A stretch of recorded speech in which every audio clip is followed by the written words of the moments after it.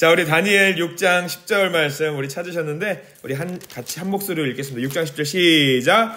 다니엘이 왕의 도장이 찍힌 것을 알고도 자기 집에 돌아가기서는 윗방에 올라가 예루살렘으로 향한 창문을 열고 전에 하던 대로 하루 3번씩 무릎을 꿇고 기도하며 그의 하나님께 감사하였더라. 우리 한 번만 더 읽어볼게요. 시작. 다니엘이 이 조서에 왕의 도장이 찍힌 것을 알고도 자기 집에 돌아가서는 윗방에 올라가 예루살렘으로 향한 창문을 열고 전에 하던 대로 하루 3번씩 무릎을 꿇고 기도하며 그의 하나님께 감사하였더라. 아멘. 우리 옆에 있는 사람 한번 인사 한번 해봤으면 좋겠습니다. 자, 오늘은 좀 다르게 인사해 볼게요. 저를 한번 따라서 하실 텐데요. 옆 사람 얼굴 보고 말하셔야 돼요. 자, 보고 말씀하세요. 자, 인사할게요. 미안해요. 근데 사랑해요. 미안한데 사랑해요. 자, 우리가 다니엘 6장 10절 말씀, 우리가 계속해서 기도하는 사람들을 성경에서 한 분씩 좀 만나보면서 이야기를 하고 있습니다. 다니엘 우리가 6장 10절 한 절 말씀만 봐도 사실 우리가 다니엘은 정말 기도하는 사람이었다라는 것은 우리가 알게 됩니다. 여러분 기도 언제 하세요? 아마 여러 경우가 있겠지만 나는 기쁠 때도 기도한다. 손 번쩍 드지 마시고 이렇게 한번 들어보세요. 이렇게. 기도할 때도 그렇죠. 기도할 때도 당연히 기도해야 됩니다. 기쁠 때 기도해야 되고요. 자, 좀 아무 일 없을 때 무단하게 기도한다. 우리 기도를 다 안 하시나 봐. 네. 아니면은 제일 많이 하실 거예요. 힘들 때 기도한다. 힘들 땐 당연히 기도하셔야 됩니다. 당연히 우리가 하나님을 찾아야 돼요. 힘들 때 하나님을 찾는 것은 자녀의 특권이에요. 우리가 아버지나 우리 육체의 아버지 어머니한테 내가 힘든 거 있어요. 뭐 해달라고 할 때 아빠 저 문제지 사야 돼요. 자습서 사야 돼요. 책 사야 돼요. 아니면 용돈이 필요해요 할 때 뭐 조건이 있어요. 아버지 제가 오늘부터 노예계약서를 작성해가지고 왔으니 일주일 동안 일을 하겠으니 이걸 사주십시오. 그런 거 없잖아요. 우리 자녀들은 그냥 달라고 하는 거예요. 달라고. 자녀의 특권입니다. 근데 오늘 다니엘이 그런 기도를 했던 것 같습니다. 특별히 우리가 알고 있는 다니엘은 하루에 몇 번 기도했을까요? 하루에. 성경에 따르면 3번 기도했다가 나와 있어요. 근데 3번만 기도했을까? 아무리 양보해도 우리 3번 여러분 기도해요 안 해요? 여러분들 당연히 하죠. 밥 먹을 때만 해도 30세기 기도하잖아요. 그럼 여러분들은 다니엘보다 대단한 기도의 용사들이세요. 근데 우리가 양보해보죠. 다니엘이 설마 3번만 기도했을까? 아니겠죠. 그러면 성경에 나와 있던 3번만 기도했다라는 것은 무슨 말일까? 우리가 좀 이해를 해 볼 필요가 있습니다. 자, 우리가 성경을 보면은 원문에 보면은 좀 넣기가 애매한 거 있어요. 히브리어 언어에서는 원래 이런 표현인데 우리 한글로 번역하는 과정 중에 야 이건 좀 넣기가 좀 애매한데 어떻게 넣지 해가지고 우리가 이해하지 못하는 느낌이 나는 그 구절이 있는데 10절 다시 한번 천천히 한번 읽어보려고 합니다. 자, 10절 말씀 시작. 다니엘이 이 조서에 왕의 도장이 찍힌 것을 알고도 자기 집에 돌아가서는 윗방에 올라가 예루살렘을 향한 창문을 열고 전에 하던 대로 하루 3번씩 무릎을 꿇고 기도하며 그의 하나님께 감사하였더라. 거기 하루 3번씩 옆에다가 혹시라도 화살표라든가 표시를 할 수 있는 분들은 괄호를 쳐놓고 하루 3번씩 뒤에다가 그가라는 말을 적어놓으세요. 한글로 그가. 다니엘이 또는 그가라고 적으면 돼요. 원래는 이게 대명사로 나와 있는데 그가라는 것은 이 3번씩을 강조하는 표현이거든요.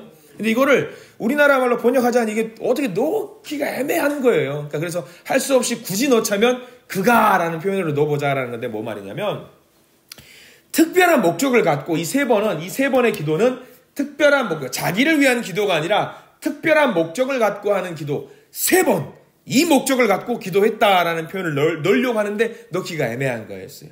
그래서 이 다니엘은 3번 이상 기도를 했는데 3번 특별하게 1번, 2번, 3번은 목적을 갖고 정한 장소에서 정한 시간에 하나님과 약속을 해서 기도했다라는 표현이 여기 나와 있는 10절에 하루 3번이라는 말입니다.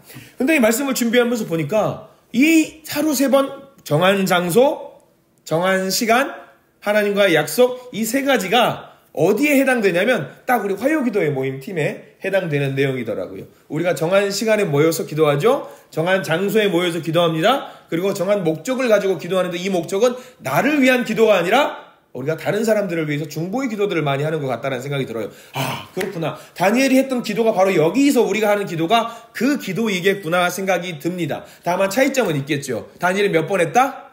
3번. 그 목적을 가지고. 우리는 몇 번 한다? 1번. 집에 가서도 하실 거예요. 저는 하실 거라고 생각이 듭니다.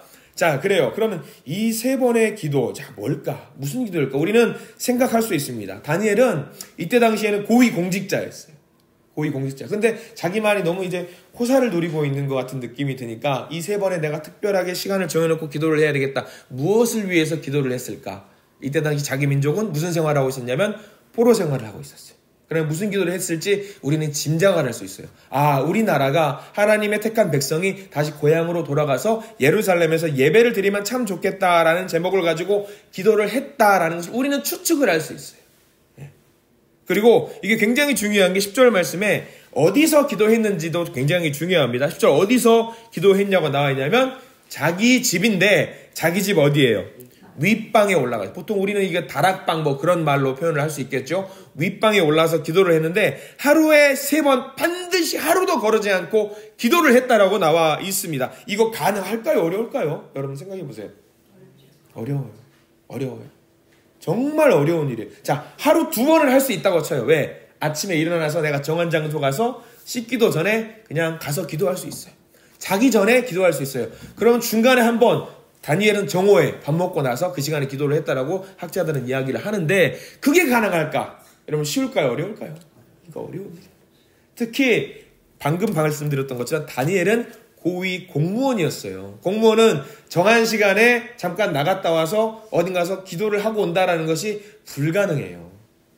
집이 가까이 있어도 뭐 어려워요. 잠깐 왔다 갔다 하는 것이. 근데 반드시 다니엘은 이 3번 중에 반드시 약속을 정하고 이 시간, 이 장소에 반드시 특별한 목적을 가지고 3번을 기도해야겠다라고 결단을 하고 하나님께 약속을 하고 기도했다라는 거죠.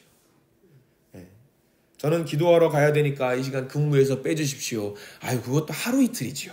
하루 이틀. 근데 이거 매번 그렇게 했어요. 그렇게 하면 미운 털 박히게 됩니다. 기도 못하게 됩니다. 오히려 하나님의 이름을 욕되게 만들 수 있는 상황도 펼쳐집니다. 그럼에도 불구하고 다니엘은 그거를 절대로 어기지 않고 기도를 했다라고 하는 거예요.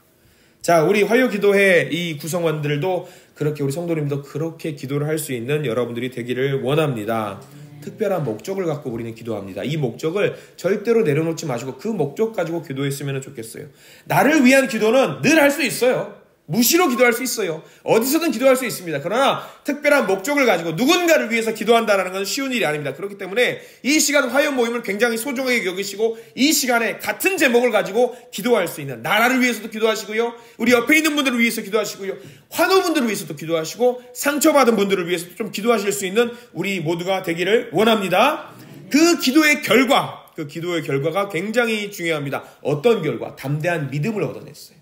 다니엘이 갖고 있었던 이 용기, 다니엘이 사자굴 속에 들어가서 살 수 있었던 담대함, 이건 어디서 시작된 거냐면 기도를 통해서 그의 담대한 용기가 시작되었다라는 거예요. 세상의 위협을 두려워하지 않는 믿음이고요. 하늘의 은혜를 누리는 믿음이고요. 하나님께서 자기를 지키고 있다는 그런 믿음입니다. 이 기도를 통해서 용기를 얻었고요. 위기를 극복할 수 있었다라는 사실. 자, 그리고 더 나아가야 됩니다. 오늘 26절과 27절 말씀, 우리가 이거는 너무 소중한 말씀, 중요한 말씀, 은혜의 말씀이죠. 다니엘, 방금 우리가 읽었던 6장 26절과 27절 말씀, 2절 말씀을 같이 한번 읽어보겠습니다. 이거는 누구의 고백이냐면 왕의 고백입니다. 다리오 왕의 고백인데 다리오 왕은 하나님을 섬기는 사람이 아니었어요. 그럼에도 불구하고 누구로 말미암아서 하나님을 그래도 받아들일 수 있는 기회가 됐냐면 다니엘이 너무나도 열심히 기도했기 때문에. 자, 26절 27절 읽겠습니다. 시작. 내가 이제 조서를 내리노라. 내 나라 관할 아래에 있는 사람들은 다 다니엘의 하나님 앞에서 떨며 두려워할지니 그는 살아계시는 하나님이시오 영원히 변하지 않으실 이시며 그의 나라는 멸망하지 아니할 것이요 그의 권세는 무궁할 것이며 그는 구원도 하시며 건져내기도 하시며 하늘에서든지 땅에서든지 이적과 기사를 행하시는 이로써 다니엘을 구원하여 사자의 입에서 벗어나게 하셨음이라 하였더라. 아멘. 이게 누구의 고백이라고요?